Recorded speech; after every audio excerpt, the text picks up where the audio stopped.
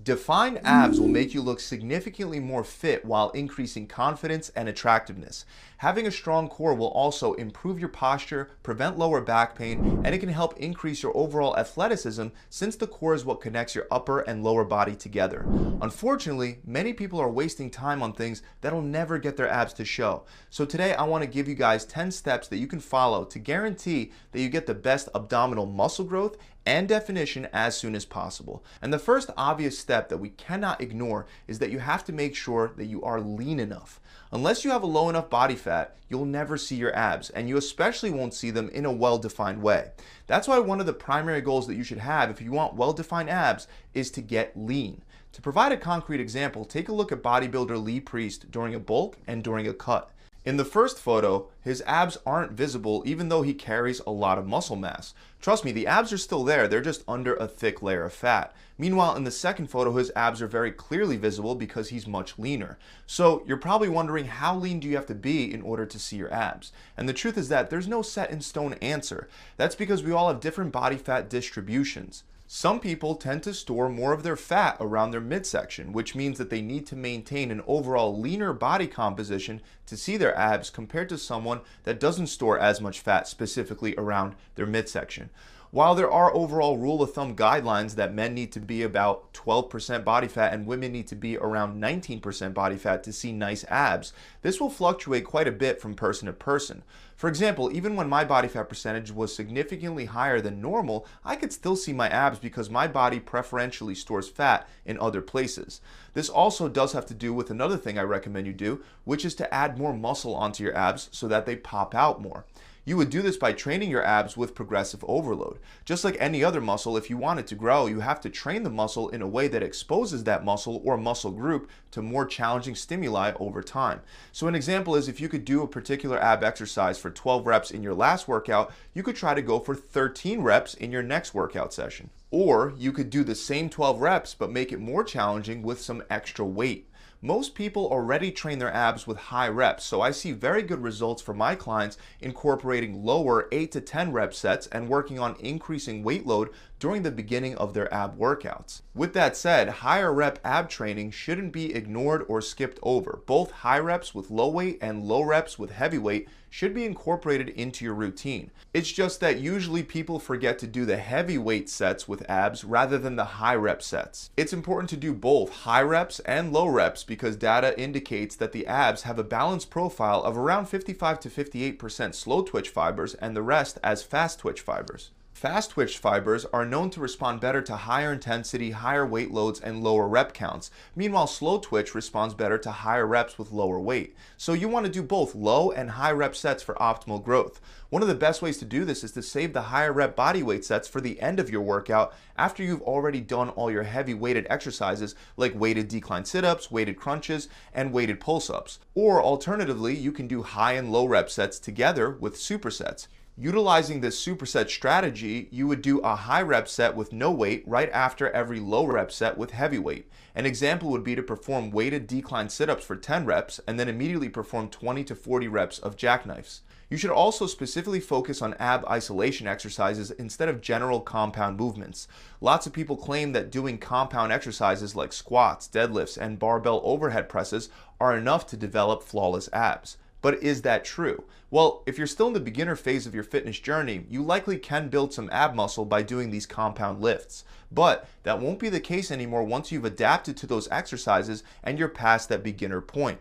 This is due to the fact that most ab exercises don't activate the abs effectively since your lumbar spine doesn't flex or rotate during those movements. We have a study that looked at muscle activity levels during many different exercises, including doing the back squat with a very heavy weight for only 3 reps. Surprisingly, researchers found that ab muscle activation was so low it didn't even reach 20% of maximum voluntary contraction.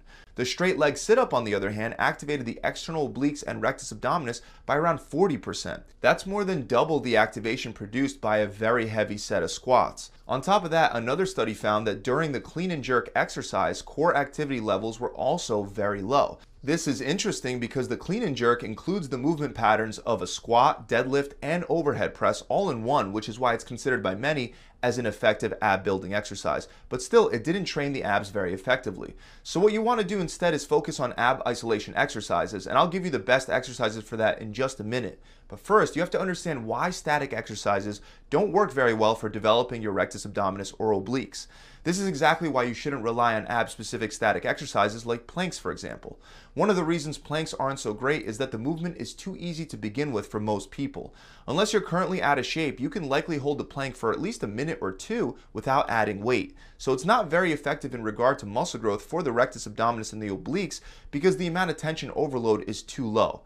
There are, of course, ways in which you can increase the difficulty of a plank. One is by doing a long lever posterior pelvic tilt plank, and research has found that this movement resulted in over 100% activation relative to maximum voluntary contraction for the upper and lower abs and the obliques. You can also alternatively place a weight across your lower back and hips to increase tension overload as well. However, even though these modifications can cause a significant increase in muscle activation, I still wouldn't rely on the plank too much for abdominal muscle growth because it remains a static ab exercise, which is not the best way to build muscle. An equivalent of the plank would be an isometric exercise where you stack your hands together and create an isometric contraction, pushing down with one hand and pushing up with the other to train your biceps on one side and your triceps on the other side.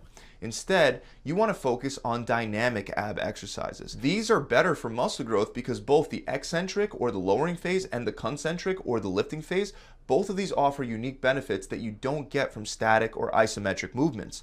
For example, research indicates you can produce 2 times more force during eccentric contractions and 50% more force during concentric contractions when compared to isometric contractions. That means dynamic exercises allow you to overload your muscles to a greater extent, leading to a more potent muscle growth stimulus. On top of that, the eccentric and the concentric phases activate different anabolic cell signaling patterns that don't get fully stimulated with isometrics. So, if you want to build your abs, focus on dynamic movements that'll help you optimize muscle growth. That doesn't mean isometric core exercises like the plank can't be beneficial for their own reasons. They do have their benefits. For example, they may reduce the risk of lower back pain, or they may strengthen deeper stabilizer muscles and muscles like the transverse abdominis. But if you want to optimize ab development specifically to visually enhance the appearance of your abs, focus on dynamic exercises. This is why you also want to primarily focus on training your rectus abdominis, and many people get this part wrong. If you look at the ab development for most people, the most underdeveloped part of their abs is generally the rectus abdominis, also known as the six-pack muscle. This doesn't mean that you should ignore the rest of your core, such as your obliques, but if you want to shape perfect-looking abs, your rectus abdominis should be the main focus. And there are 2 types of movements that you need to do to develop your rectus abdominis. The first one is a crunch type of movement. Examples are regular crunches, cable crunches, decline sit-ups, bicycle sit-ups, and other similar exercises. Even though the rectus abdominis is one muscle that connects from your upper abs all the way to your lower abs, crunching and sit-up movements emphasize the upper part of your rectus abdominis. The other type of movement that you should be doing is leg raise variations. Examples include hanging and lying leg raises, pulse-ups, V-sit-ups, and exercises like those that emphasize the lower part of your rectus abdominis. Of course, keep in mind that you're not going to magically spot reduce belly fat even if you're doing the best ab exercises. Remember, one of the #1 things that determine how good your abs look is how lean you are. Research shows that you cannot get rid of the belly fat just by doing ab exercises. In fact, in one study, scientists had participants doing a whopping 4 hours of ab training weekly for 6 weeks.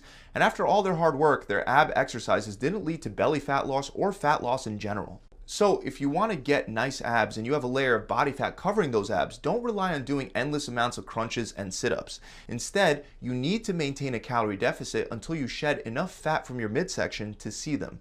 The rules are pretty straightforward, but there is a catch that you have to keep in mind when creating your calorie deficit. So you probably already know that if you want to gain weight, you have to consume more calories than you burn, and if you want to lose fat, you have to consume fewer calories than you burn. But what most people forget is that you'll likely have to keep readjusting how many calories you eat per day multiple times throughout this process. The reason is that caloric expenditure varies throughout your fat loss journey due to factors like metabolic adaptation. So to ensure that you're actually maintaining a calorie deficit, you should measure your weight on a scale daily after waking up. It's important you do this at the same time each day. You write that number down, and at the end of the week, you should add up all the daily numbers and divide that total by 7. This will give you a weekly average. If you're losing at least 0.5% of body weight per week, keep up with your current calorie intake. But if you're not losing at least 0.5% of your body weight per week, drop your daily energy intake by 200 calories. So as you're reducing those calories, make sure that you're still getting enough protein.